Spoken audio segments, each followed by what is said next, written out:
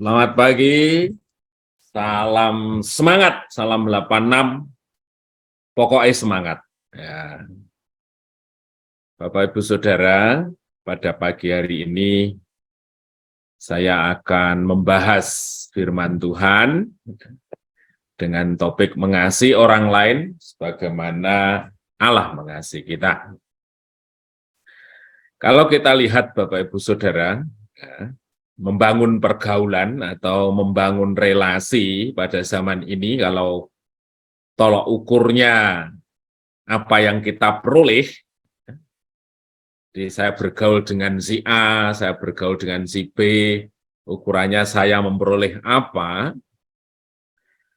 banyak yang bisa kita dapatkan bahwa itu akan membuat kita keluar dari ekspektasi kita. Ya. Banyak pergaulan yang kita bangun, pada akhirnya kita merasa tersakiti, dimanfaatkan, yang membuat kita rugi. Ya. Saya banyak berhubungan dengan banyak orang dari latar belakang berkaitan dengan pekerjaan dan lain sebagainya. Tapi saya mendapati hanya beberapa orang saja yang apa yang diberikan itu sesuai dengan janjinya, gitu ya. Banyak orang yang justru memanfaatkan untuk memperoleh sesuatu yang lebih dari dirinya tanpa berkomitmen dari apa yang dia katakan. Nah, kemudian di fakta yang lain kita mendengar misalnya banyak orang di Jepang yang populasinya sekitar 2 juta orang, itu yang pada akhirnya menarik diri dari pergaulan dengan sangat ekstrim, ya, tidak mau keluar kamar dan hidupnya terus di kamar.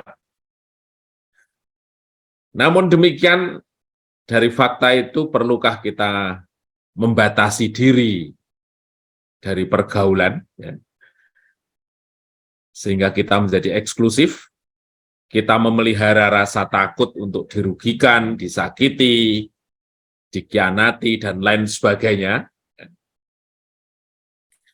Nah, apakah Injil berkata demikian? Ya, coba kita renungkan bagaimana Allah, ya, secara aktif memberikan dirinya untuk kita bisa bergaul dengan Dia. Tentu ketika kita merenungkan siapakah kita merasa bahwa dengan manusia lama kita begitu mudah menyakiti hati Tuhan.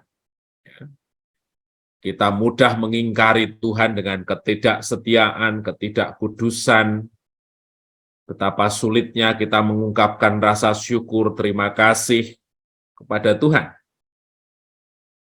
Tetapi Tuhan tidak bosan, tidak capek-capek untuk senantiasa menyediakan diri membangun hubungan dengan kita semua, saudaraku.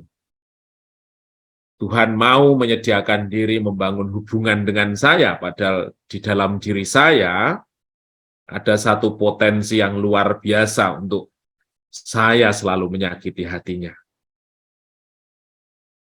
Nah, pertanyaannya adalah, apa yang menyebabkan Tuhan mempunyai kemampuan yang luar biasa untuk terus membangun hubungan dengan orang-orang yang sama sekali tidak menguntungkan dia, atau bahkan senantiasa menyakiti hatinya. Ya, ada satu kata atau ada satu karakter di dalam Allah yang disebut dengan kasih. Ya. Atau bahkan dikatakan bahwa Allah sumber kasih, atau Allah adalah kasih itu sendiri.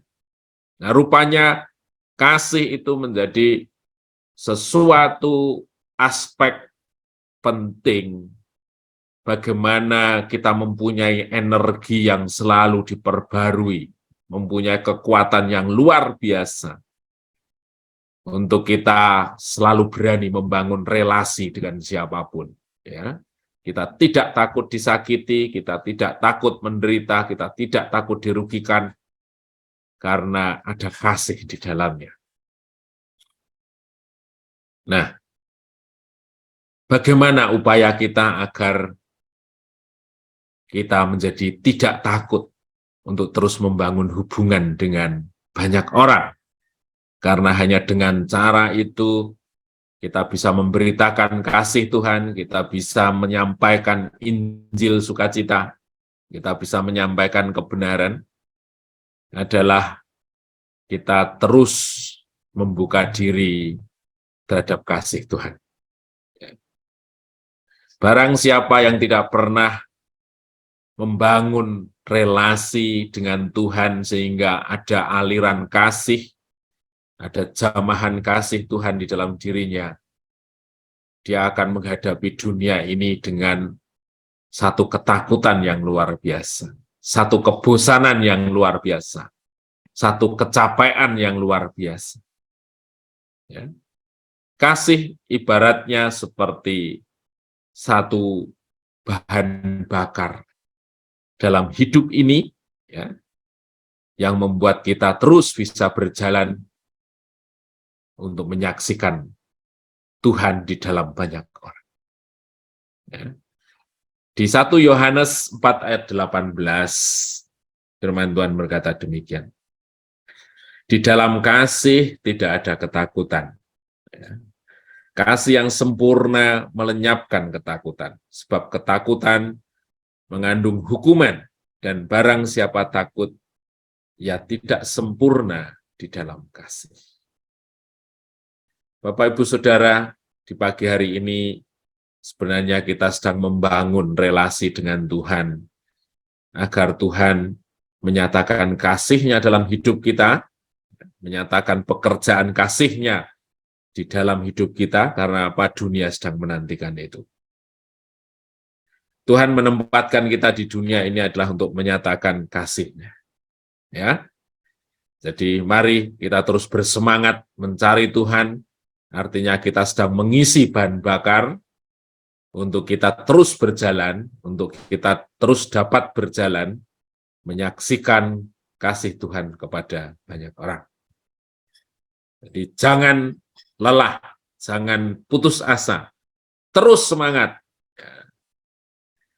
Jangan buat kita semakin kendor di hadapan Tuhan, tetapi kita semakin hari semakin sungguh mengasihi Tuhan. Kita melayani Tuhan bukan sekedar ritual, bukan sekedar jadwal, bukan sekedar satu hal yang ada di depan orang, tetapi ada satu kerinduan yang terus menyala dalam hidup kita, karena kita ditempatkan Tuhan untuk menyatakan kasih kepada dunia ini.